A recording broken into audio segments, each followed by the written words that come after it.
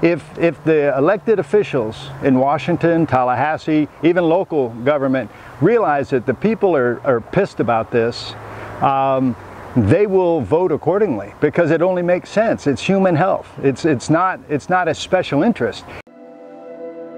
An algae crisis threatening our treasure coast. A cycle of despair and disgust amidst promises made and broken. Billions of gallons of water are rushing from Lake Okeechobee to our coastline. How much pollution is too much? How much danger is too much? How much before this will stop?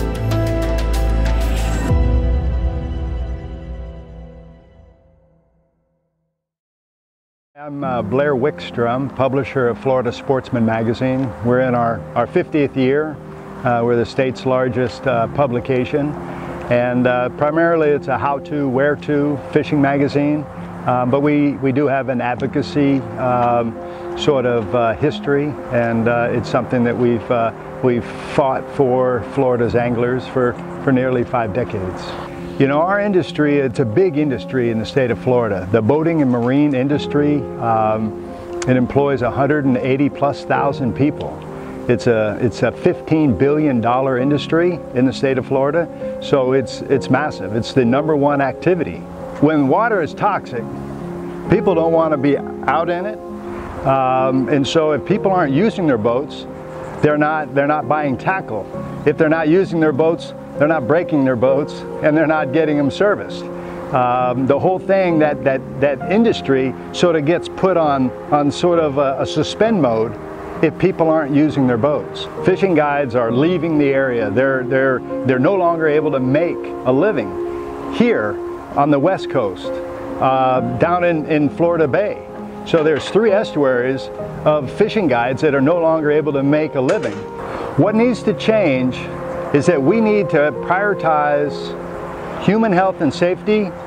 New at 11, making a big move because potentially toxic algae just feet from their doorstep. Another Martin County business is closing up shop for now, but not because of their bottom line. Megan McRoberts live to explain why it's all about health concerns. Megan? Michael Kelly staff here at the Florida Sportsman magazine office put this sign on their door today saying they are closed because of what they call toxic algae fumes. They say that nearby algae is something they can smell inside the office, and they're worried about their health. You know, it's crazy. They have a 10 parts per billion mandate that we can't send this polluted water into the Everglades, but when it comes time for the estuaries, there's no. I mean, there's absolute, we're trying to figure out, is there a limit when you would stop sending polluted water to the estuaries? This water that's being released into my community out of Lake Okeechobee, the Corps does have discretion based upon pollution concerns that could be in the water. And I asked a specific question. What level of pollution or toxins of water in Lake Okeechobee would be considered too great of a level where the Corps of Engineers would say we cannot discharge water to these epicenters of human population, the Treasure Coast of Florida or the West Coast of Florida? What level of toxin in the water would be considered too great? And the answer was entirely avoided. So I want to ask you, if there was cyanide in the water, would the Corps of Engineers cease discharging water to these epicenters of human population? You know, sir, I'm not avoiding your question. I don't have the answer. Lead in the water, would the Corps of Engineers cease discharging water to these epicenters of human population? Sir, I cannot answer that. I don't know what the tolerable levels are. If there were arsenic in the water, would the Corps of Engineers cease discharging water to my community? Yeah, again, sir, I don't have the specific answers. When we're talking discharges, the algae bloom, that's bad. You know, that's one of those things that, you know, makes it very clear for everybody.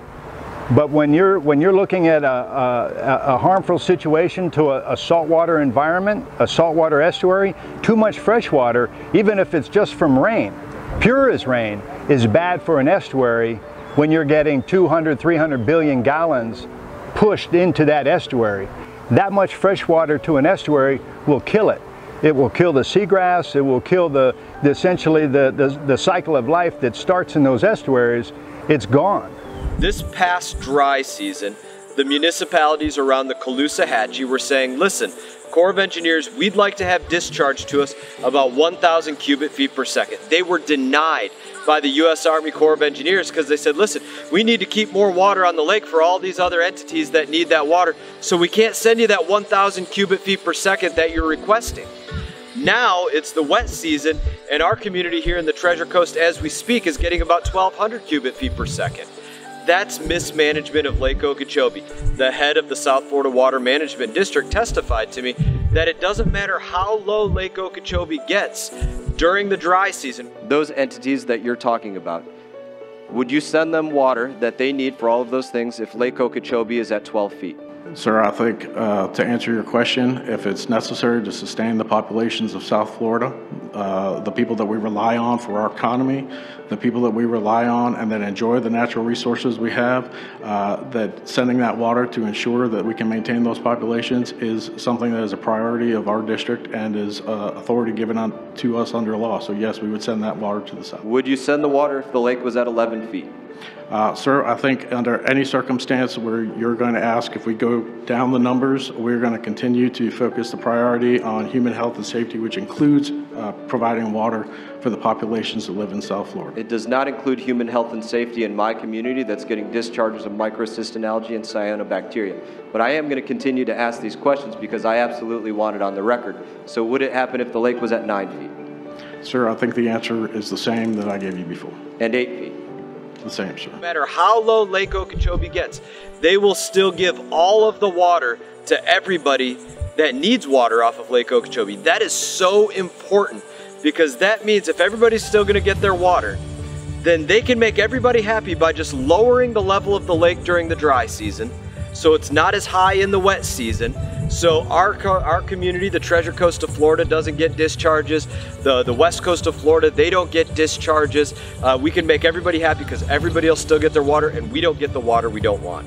We're gonna have a working group of a number of different stakeholders from Washington and the Florida and the East and West Coast of Florida coming together to say, can we keep Lake Okeechobee at a lower level during the dry season so that we're not having to have all of these discharges during the rainy season because there was better management of Lake Okeechobee. There's a lot of reasons to be optimistic that we never have another toxic summer like this again. I'm fighting for that every single day. It is the biggest thing that I fight for in Congress, and I absolutely believe that we're gonna win this fight and we're gonna make sure that this doesn't happen again.